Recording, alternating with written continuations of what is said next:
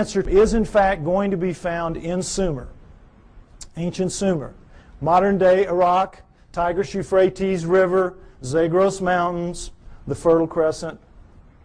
And the Sumerians are the first great culture that we know to come out of the Stone Age. At around 6,000 years ago, they appear full-blown, boop, everything.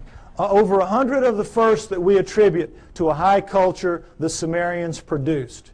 Now, logic would tell you, and certainly the Darwinian paradigm of simplicity leading to ever more complexity would tell you that the first culture out of the Stone Age is going to come crawling out of the caves on bloody hands and knees. Are they not?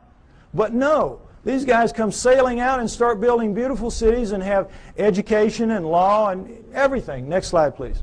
They had the first great cities, the first great city centers, the first high-rise buildings, the first walls, the first roads, the first wheeled vehicles, the first ocean-going vessels, geniuses with water, first agriculture, first animal husbandry, first laws, first court systems, first literature. You name it. They had it. Well, everything except cable TV, maybe. I mean, they had it. They were great. They were a fantastic culture. And the Egyptians, Greeks, and Romans come from their culture. Those cultures developed from what passes down from the Sumerians, or at least out from the Sumerians, I believe. Okay? So, one of the many things they had at first was writing. Now, this is what we're all taught. We're taught nothing about the Sumerians except that they invented writing. Again, they appear, boop, invent writing, boop, disappear, and that's it. History forgets about them. You never hear what they wrote. You never hear what they wrote. And you never hear how sophisticated they were because, again, it doesn't fit that paradigm. It's easier to just start with the Egyptians, Greeks, and Romans and move on from there. Okay? What they had to say, next slide, in their writings, their writing, by the way, was cuneiform, very sophisticated math-based writing. And by the way, their mathematical system, called sexagesimal, based on the number 60, is better than ours for using very small numbers and very large numbers.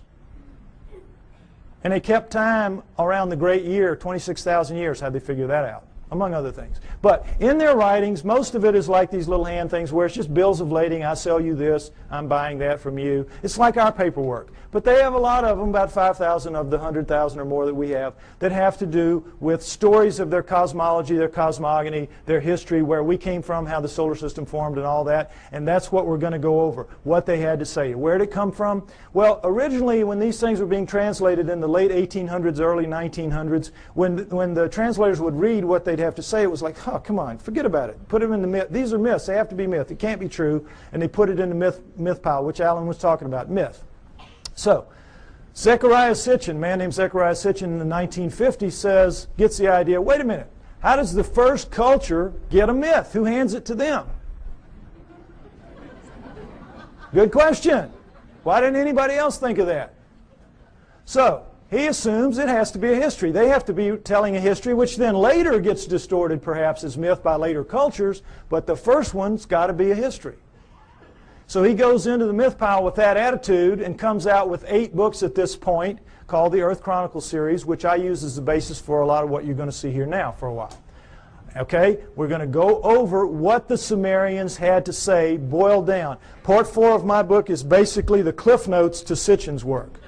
Any of you that have tried to read it, you know it's a slog at points. Okay, I tried to make it as easy as I could so at least you have the cliff notes to go in and try it again. All right, next slide. Here's what they say, that originally as the solar system was forming, there was the Sun, Mercury, Venus, Mars, and a big planet called Tiamat, right where the asteroid belt is now. And if you know about Bode's law, there's supposed to be planets at certain places of a certain size, and it all fits reasonably well except for the asteroid belt where there should be a planet, and there isn't. But there was Tiamat then, Jupiter, Saturn, Pluto as a moon of Saturn, Uranus, Neptune, and into that forming solar system at around 4 billion years ago, which we extrapolate and assume because all of them were still very plasmid, still very much lava-ish, able to pull moons out of themselves, and we know that the solar system formed at around 4.6 billion years ago, so at around 4 billion years ago would have been the time approximately when this would have happened. Okay, Nibiru comes in, and as it's a stray planet like the one we saw a few months ago being slung out of the binary star system on the news. We all saw that. Probably something like that. It's captured by the gravitational pull of the large outer planets, swung around the sun, captured by the sun, and is caught in an elliptical orbit like a comet, moving clockwise as opposed to the counterclockwise circles of the other planets. Well, as you can see, there's the capacity for real problems here with one going one way and one going the other. And in the second time around, Nibiru collides head-on with Tiamat at planetary speeds. This is a collision. Okay? Next slide. This whole thing now is described in the great Sumerian epic of creation called the Enuma Elish, which is 6 tablets of action, 1 tablet of summation, which is taken to be by many people the basis for the 6 days of creation and the 1 day of rest. Because much of the Old Testament is a direct come down from the Sumerians. And if you know the Sumerian history and you read your Sitchin, you will know that, or my stuff, you will see that that is the case. Now, in that great epic of creation, the Enuma Elish, six of the major puzzles of modern astronomy and Earth geology are, I think, plausibly answered. You heard Alan's interpretation of some of it. I'm going to give you mine and give you the basic Sitchin explanation. Okay? What they say is that in the collision, Nibiru slams into Tiamat. It is a little more held together. It's older, and so it is coalesced more. It holds together. Tiamat is shattered in two, blown apart, torn in half. And that the lighter outer crust, the crust with the water on it, is scattered in all directions. Boom. Just an explosion, the lighter crust, and goes off with the water. Now, one of the great mysteries of modern-day astronomy is comets. Comets make no sense for this reason. They come from all over the place. In a linear universe, when, you know, the great ball of a primordial cloud of dust and gas swirling around flattens out into a pancake to make the solar system, that's the ecliptic. Everything formed in the ecliptic should be in the ecliptic. Nothing should be out of the ecliptic, and yet comets come from all over the place. So they had to be removed out to where they are some kind of way, but we don't have any idea. So they come up with this fantastic thing called the Oort cloud, which is so far away you can't imagine. The Oort cloud is one of the biggest jokes out there. And that's how they explain comets, because they can't explain them any other way. But the problem with comets is they have water in them. And anything out in space is not going to produce water. You produce water by being a cooling planet with lava spewing up the steam and stuff like that, and it condenses, etc. So comets have to begin in a planet. Now, this explains it, I think, plausibly well. Nothing that they will throw at you to explain comets will do it. All right, number 2, the other great mystery, the asteroid belt. What they say is that the inner viscous magma inside Tiamat in the collision was strung out, the bowels of the planet, the guts were ripped out and strung out and broke into little pieces. That's the asteroid belt. They called it the hammered bracelet. We call it the asteroid belt. But there it is. And that's a fairly plausible explanation for it. Again, this doesn't make sense because, as you heard, the exploded planet theory. Problem is, when a planet explodes, it ought to just go boom everywhere. It shouldn't be hanging around. Doesn't make sense for a number of reasons. Okay, now, the third one is Pluto. Pluto's a problem because it's, as you've all been hearing lately, they're trying to downgrade it. It doesn't belong. It doesn't fit.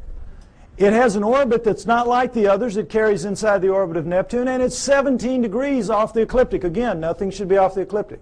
What they say is that Nibiru, as it swung around, it pulled Pluto away from Saturn, its original home, and dropped it out where it is now.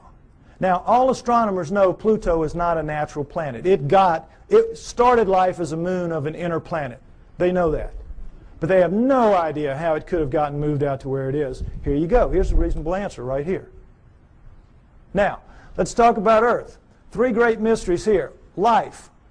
Well, first of all, let's establish that Earth is a remnant of this. What happens is Nibiru's moon bangs into the remnant of Tiamat, and like pool balls, boop, hitting, knocks it inside the orbit of Mars, and it reestablishes there and becomes the Earth, the remnant of Tiamat.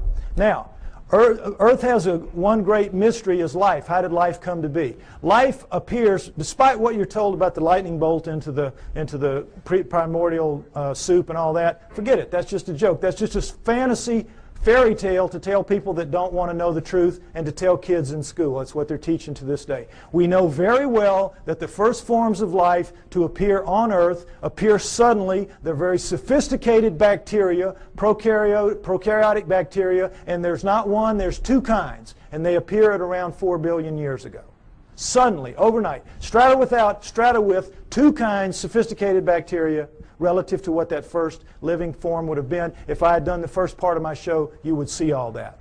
Okay, you can get the tape or get one tape and put it in a room and let everybody see it if you want to. But anyway, the point is, life is a great mystery. How it would suddenly appear 4 billion years ago, here you go. It says in the tablets, in the collision between Nibiru and Tiamat, in the mingling of their waters, Nibiru passed life to Tiamat, to the remnant of Tiamat.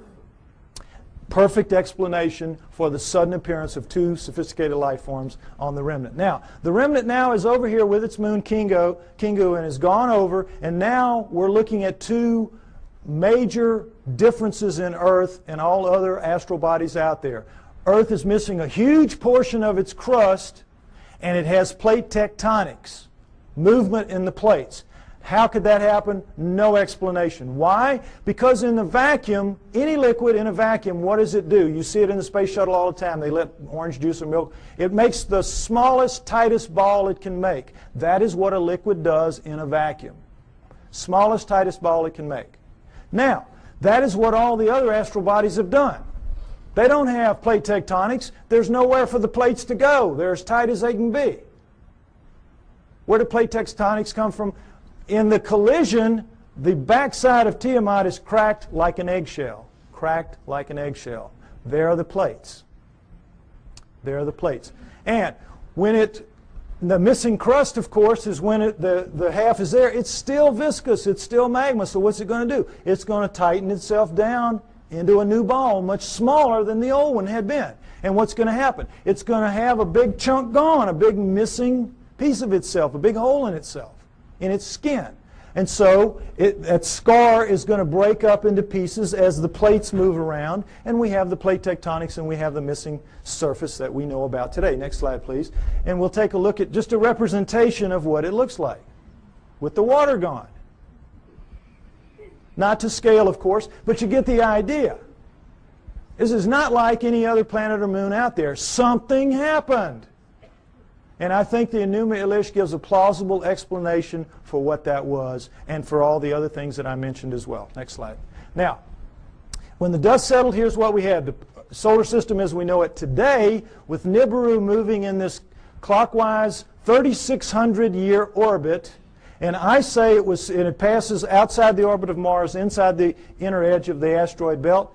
And the last time through, I think, was around 200 BC, which means it's just past aphelion out here, and it's going to be back around 3400 AD, about 1400 years. We don't have to worry about it if I'm right. You will get arguments about these dates.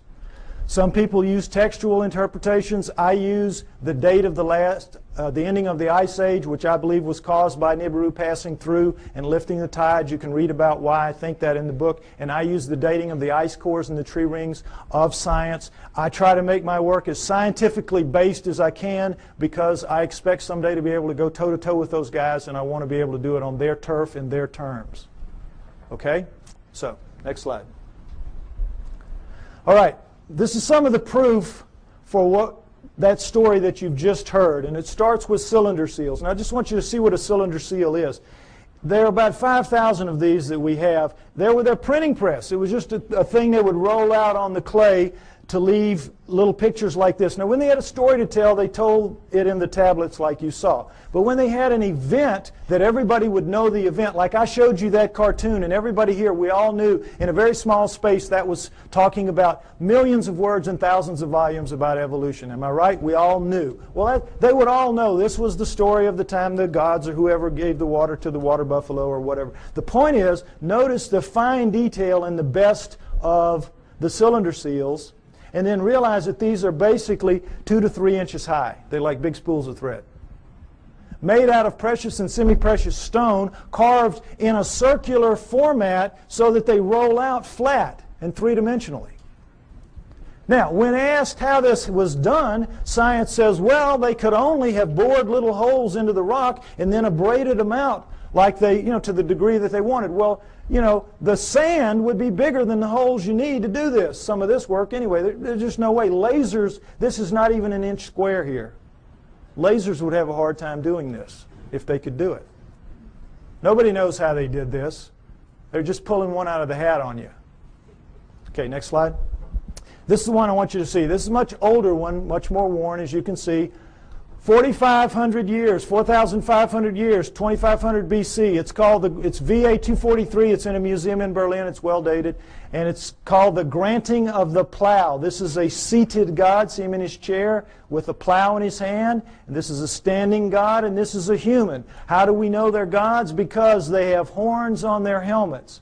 Horns on their helmets. Notice the horns. This is how you signify gods, or they did anyway, the Sumerians did on their cylinder seals. And I want you to pay special attention to this because later at the banquet we might see a real live Anunnaki helmet.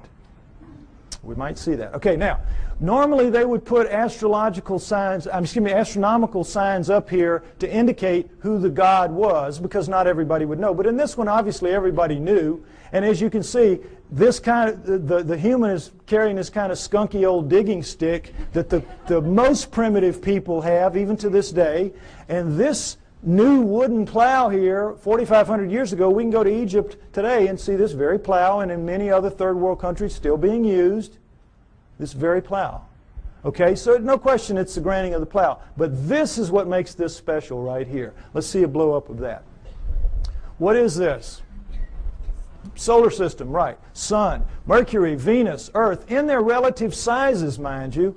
Earth, Moon, think how small that is. What grain of sand dug that out?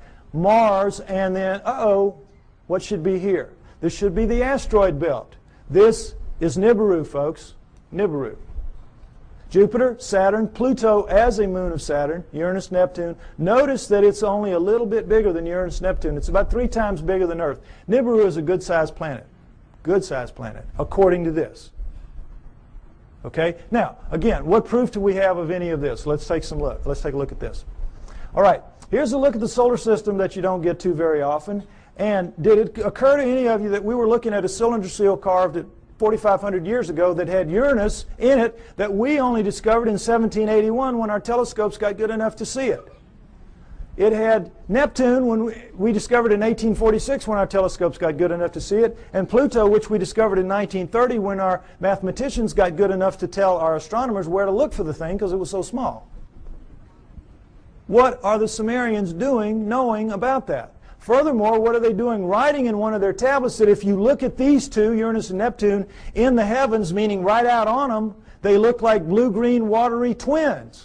When we didn't find that out, we thought they were just big old gas bags like Jupiter and Saturn until Voyager went out there in 86 and 89 and found that, lo and behold, they really are blue-green watery twins. What the Sumerians said 4,500 years ago. Furthermore, they didn't count the way we do. Earth was not the third rock from the sun for them. It was number 7. So that means they were counting from out here and they were putting Pluto in its correct place. What are they doing with all that knowledge? Well, they make no bones about it. They say everything that we know, everything that we are, everything that we have comes from the people living on Nibiru. The people living on Nibiru came to Earth and gave us everything that we have, everything that we know, our great culture. Now, what's the proof of that? Is there any proof that any ancient advanced civilization was ever on Earth at any point in the dim or distant past? Yes, yes. The megalithic structures out there, the pyramids, Tiwanaku, Baalbek, Teotihuacan, Stonehenge, you name it. A couple of dozen of them. All of those are impossible for human beings to recreate today. And yet we are told in another one of these great fantasies that they were somehow created by people in ancient times, ancient Egyptians or ancient Sumerians or anybody. Somehow or way or other they did it. And it's just absolute malarkey. Impossible. Now, next slide. Some Egyptian scholars tried to prove it by getting down in with some pink granite here and wailing away with some stones for a few hours and tore their hands up and walked out of there saying, well, you know, we couldn't make much of a dent in it, but boy, you know, those old folks, they sure had a lot of time on their hands, and somehow they figured out a way to do it. Wouldn't give an inch after this. Wouldn't give an inch. It's ridiculous. Now, here's the stone they're working on. Next slide. Some of you may have seen this. This is an ancient 1,170-ton obelisk lies unfinished at the Aswan quarry. A crack rendered the stone unusable. It's pink granite. They were making it into an obelisk like the one you saw in Allen's slides. Okay? It's about 100 feet long. It's about 12 feet wide, 12 feet deep on the side. Imagine the Washington Monument, just squared off. And it's pretty much done. But now let's move this from the Stone Age. Let's move it through the age of copper, because copper wouldn't make a dent in that. And let's move it into the Bronze Age. Bronze will chip on it. Bronze will take a little bit of it out. Now, let's put our bronze chisels or hatchets or whatever in the hands of some guys and get them down in this crack and put them to work. How do you think you're going to fare in there? Pretty tight fit. Plastic Man might have a tough time up in there. But the point is, they've got it pretty much done. They're working on the spire here. When they break it, you know how it works. You press here, you get this. Well, look, does this look like somebody chipping away with a little hand? No. This looks like a belt sander taking pieces out the size of the chair you're sitting on. Huge chunks of pink granite, one of the hardest stones in the world, just being ripped out. And they press too hard with whatever machine they've got here, and you know your physics. You get stress back here, and they popped it. They broke it. And they just said, whoops, we busted that one. And they just unhooked it and went somewhere else and left it for us to marvel at and wonder how they could have done it. But now let's go ahead and say they didn't bust it and they finished it. These primitive people now who managed somehow to do this. They finished it, it's ready to go. The hole, by the way, is about 15 feet deep. That's the top of it up there. But still, what's the first thing they've got to do? Somebody's got to draw straws to get down there with his hatchet and cut it loose from the bottom. Now who's going to do that with 1,100 tons sitting on top of him? We could not get our best diamond-tipped blades to cut through underneath this thing. The weight would stop the blade. We could not, the operative word here is impossible. We could not get this out of here. And yet they did it time and time and time again. To lift it out, just if we could somehow cut it loose, we would have to take a dozen of our largest movable cranes to wring that hole just to get it up.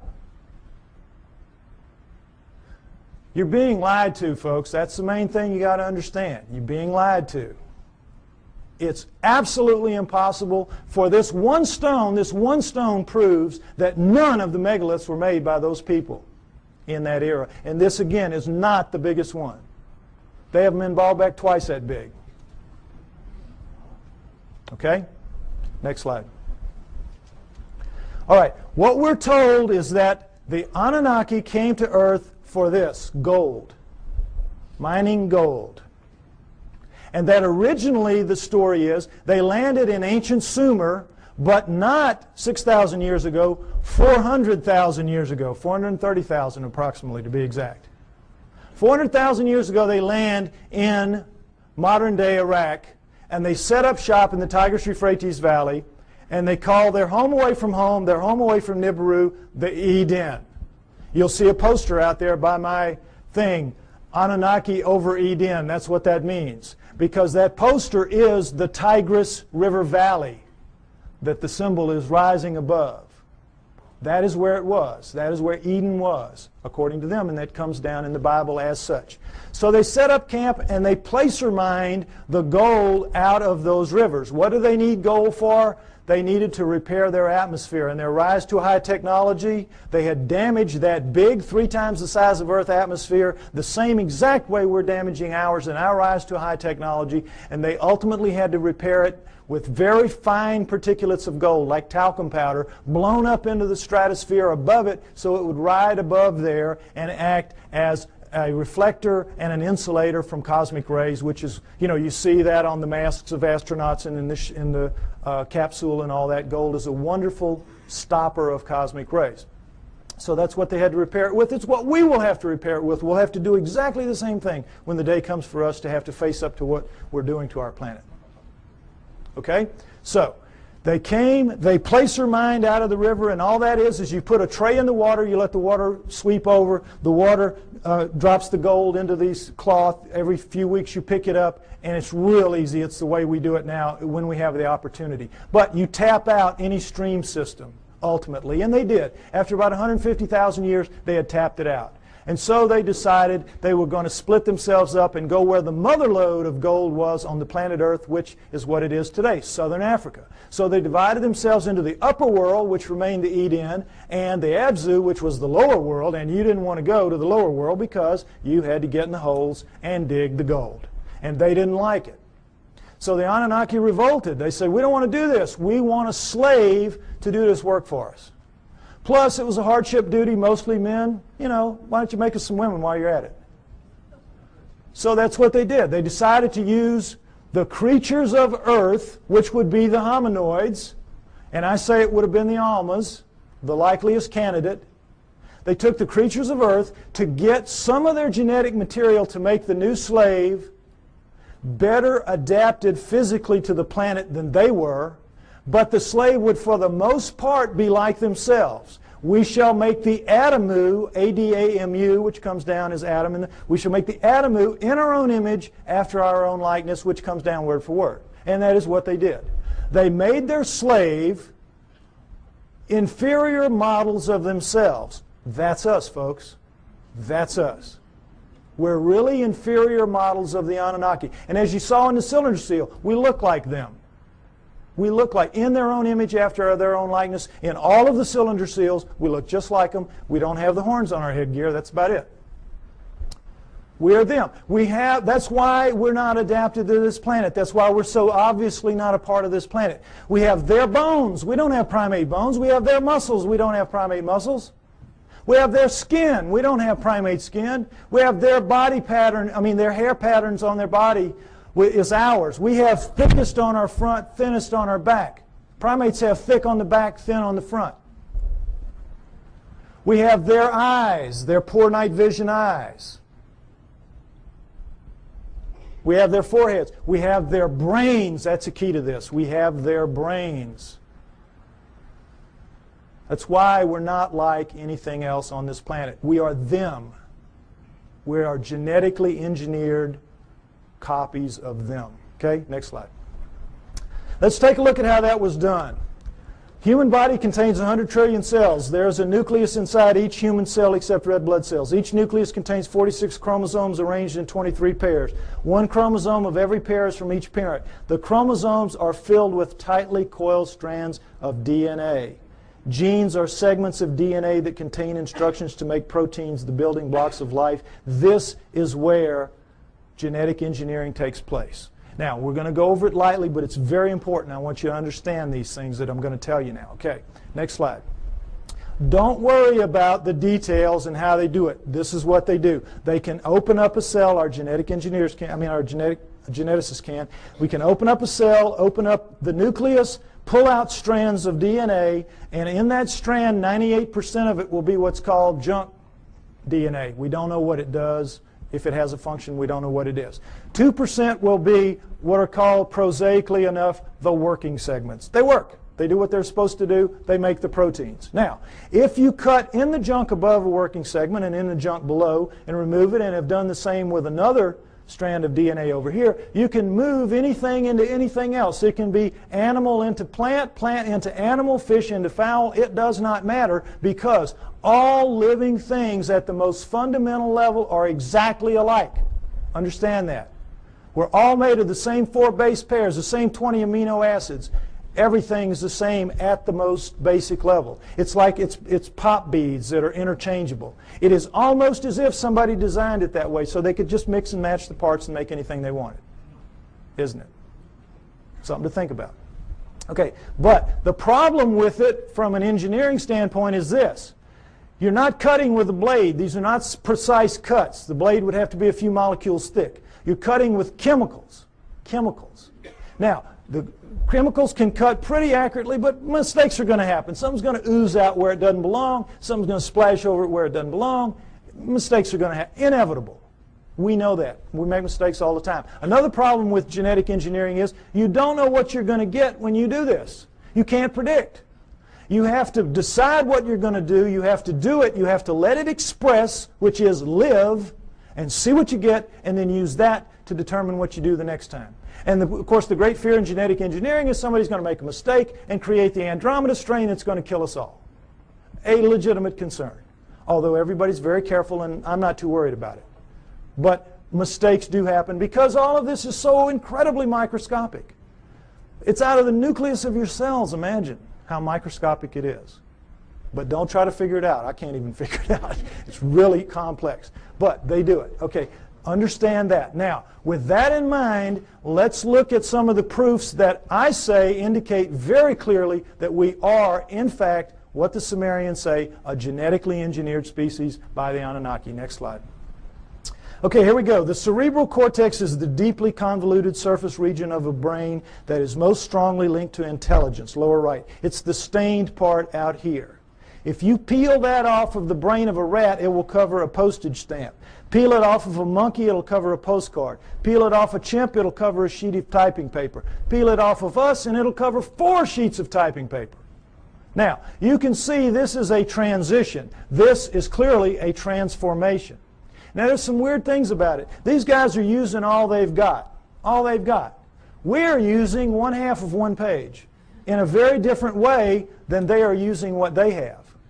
1/2 of one page. How do we know? We all know. We use about 10% of our brains. We know that from the studies done with idiot savants. You know that. And we know there are thousands of miles of neural network in our heads not being used. We don't know why. We don't know why. I'll tell you why. We shall make the atom who's strong but not too strong, smart but not too smart. They sealed it off genetically at the 10% mark or wherever it is. We don't know exactly where it is. But wherever it is, they sealed us off. You don't want your slave to be anywhere near as smart as you. You, in fact, want your slave to be so decidedly inferior to you that you never have to worry about treating it like a slave. So they engineered us to be really clever to ourselves, but for them, we were smart enough to talk, take instructions, act with a little bit of ingenuity and self-reliance. They could turn things over to us and kind of let us take over and do it. They gave us just enough to be wonderful in our own eyes, but be pond scum relative to them. It's what they did. So, it's pretty clear in as much as that, and now understand with the idiot savants, for those of you that don't know the proof about this, idiot savants get some beam of light in the damage to the good 10. They get some beam of light and it will strike somewhere in the other 90%. You all saw Dustin Hoffman in Rain Man, remember? Well, they get it in math, they get it in music, they get it in sculpture, art, whatever, wherever it strikes. Now, if there's just one, we could say, well, that's a freak of nature. But we've had lots of them, lots of them. So we know that all of this is out there. It's in our heads. We just can't access it. We just can't use it. But if it wasn't in our heads, it wouldn't be in their heads. So we know that it happened. They have no idea how. Well, I say that the Anunnaki did it deliberately, and that makes sense to me. Next slide. Okay, mitochondrial DNA, late 1980s, you might remember this. In humans, over 99.99% of a cell's DNA is packed into the cell nucleus with a small amount occurring outside the nucleus in small structures called mitochondria. That's these babies right here. They're about 16,000 base pairs long. Now, when you have a mixing and a mating, the DNA in the nucleus mixes. But with the mitochondrial DNA, it does not. Sperm doesn't have mitochondrial, eggs do. And so females pass it down intact generation after generation. Well, when this was figured out in the 70s, boy, the botanists and the geneticists said, great, now we can go and find out if the split from the common ancestor was closer to 8 million years or closer to 5 million years. Remember that? We're going to now pin it down. It's going to be one or the other. We're going to figure it out. So they went out and they took the mitochondrial DNA of women all around the world, every race, every creed, every culture, every country, and they brought them back to the lab and they started working on them. And when the answers came in the late 1980s, it was not 8 million years ago. It wasn't 5 million years ago. It was way, way, way the heck down to 200 to 250,000 years ago, and that's all. We don't exist genetically beyond 200 to 250,000 years. And of course, needless to say, the anthropologists said, you guys are nuts. We've got these skulls showing, these bodies showing, these prehumans showing that we go back millions of years. What's the matter with you? And the geneticists said, we couldn't have been wrong that many times. Impossible. We'll do it again. And they have. They've done it. It always comes out the same. Outside 250,000 years ago. That's it. We're brand spanking new. Brand new on this planet. Now, there's still a lot of people, there's still a lot of people that will not accept that. A lot of people that will not accept that. But it is true, and it is becoming more and more acceptable, for as outrageous as it is. Now, not only do we know when we were created, we know where. Where? Because the oldest of us consistently kept coming in southern Africa. Next slide. And in fact, the cover of Newsweek in 1987 showed that if in fact there was an Adam and Eve, they were black. They would have to have been black. But of course, they knew the flack they were going to catch in the South, at least, so they made the blacks look as white as they could. This guy looks almost as white as OJ, doesn't he? But the point is, in trying to have it both ways, they caught it coming and going, because you can imagine the letters to the editor after this issue. But the point is, it tells the truth. The oldest of us do come from southern Africa, and we definitely are 200 to 250,000 years old. And guess what else? That is just what the Sumerians say about us. That the Anunnaki created us around 200 to 250,000 years ago in southern Africa to dig their gold. What a coincidence. What a coincidence. Okay, next slide. Okay, what happens when a creature is born in the wild severely screwed up physically? What happens to it? Dies, right? Parents will kill it. They will not put that defect into the gene pool. You're looking at the great exception. You're looking at 28 of our most severe genetic defects, but we have 4,000 and counting. 4,000 and counting. Now, we're only 200, 250,000 years old. We shouldn't have one. We've got 4,000 and counting. How did it happen? Cutting and splicing process mistakes. Cutting and splicing, oops, made a mistake. Cutting, splicing, oops, made a mistake. They don't care. They're making a slave. They're not going to fix the mistakes. What do they care if it's 1 in 100 dies from the problems? If it's 1 in 10, they don't care. They're making a mistake. They're making a slave. But they know the numbers, like we have found out the hard way. If you let the population propagate naturally, those numbers go way down for each person. Right now, as we sit here, we average about 50 of the 4,000, each of us. And we have a mating with our mate. If we share any of those 50, then each of our offspring will have a 1 in 4 chance of expressing it. That's why you'll get mongoloids in the best of families, mongoloids in the lowest of families, and all around the world. And that's what genetic defects are.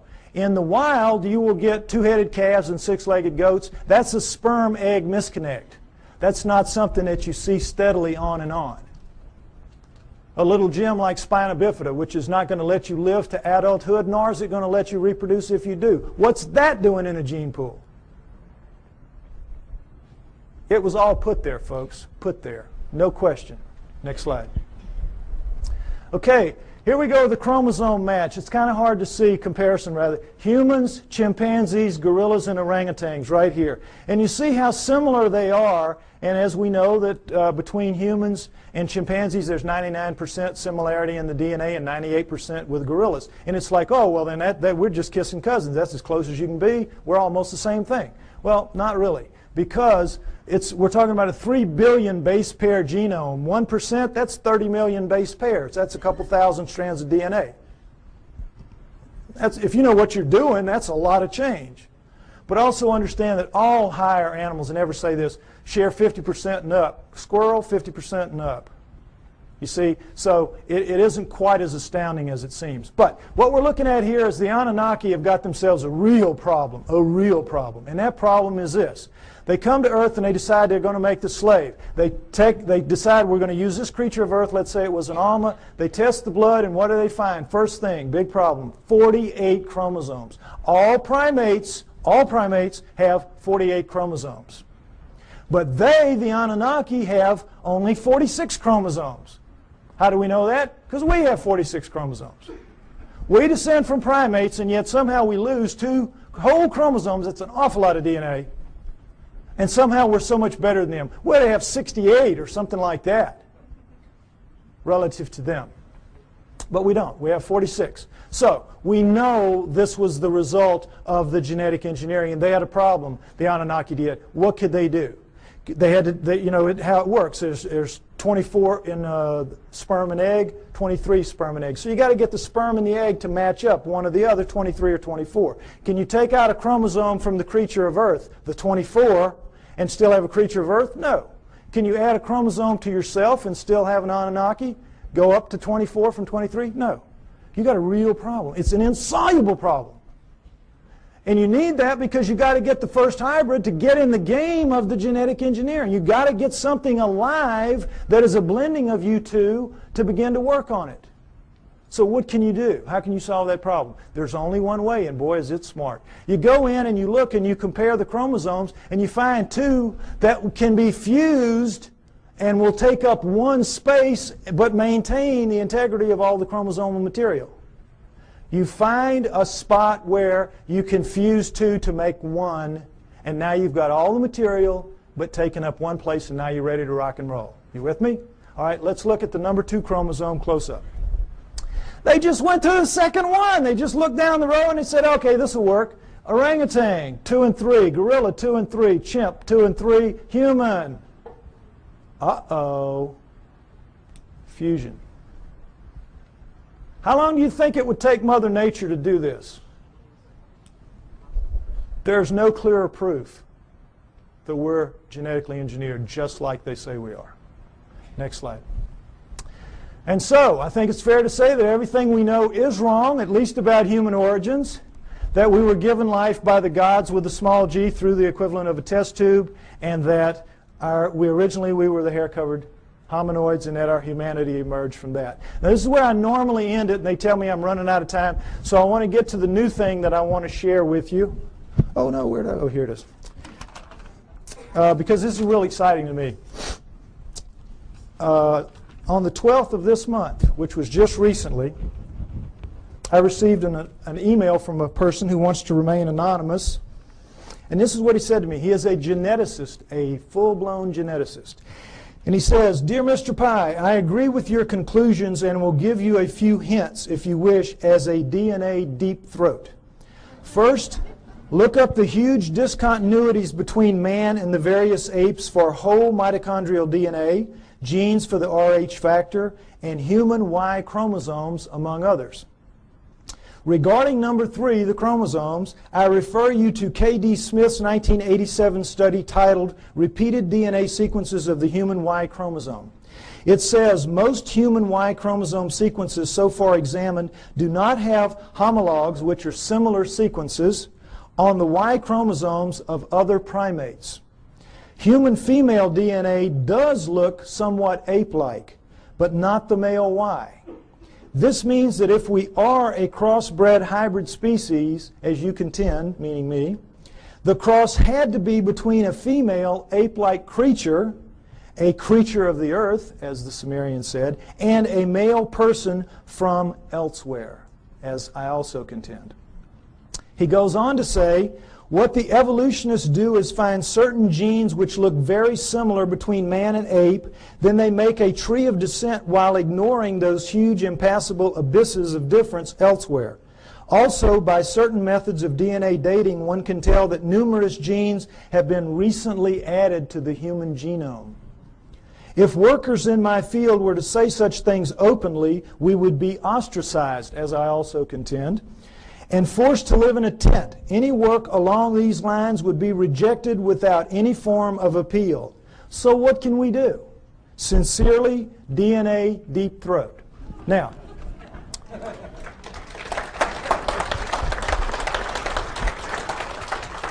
what this means, thank you, what this means is we win.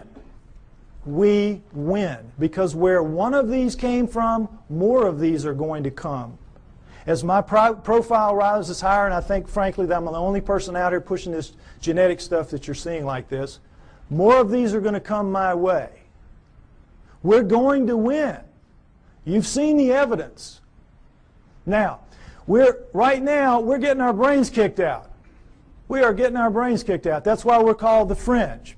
And the reason is we keep mounting these frontal attacks on the establishments.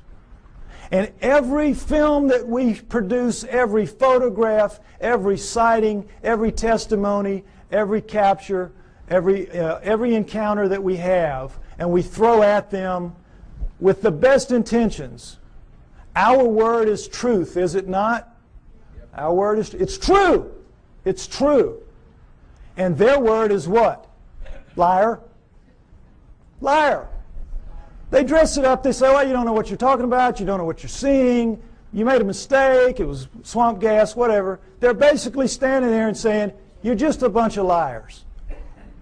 We're right and you're wrong. And because it is our word against their word, our word truth, their word liar, their word wins. Day in, day out, year after year. It's very frustrating, is it not? Boy, it just annoys the heck out of me. But what this means is we're going to win in the end. Why? Because the genes say so. The genes back us up. And right now, this is not a field that you're very familiar with. And I've worked very hard to make this very simplistic so you could understand at least the fundamentals, and it's the same in my book. You need to be aware of this is because this is the back door, kids. This is the back. We're not going to storm them from the front. We've been doing it for years. They know how to deal with us. Our word against them, we're going to lose. But in this instance, the genetic end of it, what is it? It's their word against them. It's their research against them. They're going to lose. We're going to beat them with the genetic evidence. We got to beat them. We will beat them. We know we're right. We know they're wrong. They know they're wrong. They know they're wrong. We just have to get mentally tough and accept that this is a war. This is a fight. This is not, gentlemen, Marquis de Queensberry rules. This is a dog fight. This is a knife fight. And you all have got to get out there and proselytize. You have to familiarize yourself with these basics at least. And instead of throwing things at them that are going to bounce off like BBs off a barn door, you got to start throwing some darts. This stuff will do it. This will do it. We can win. We're going to win. Thank you.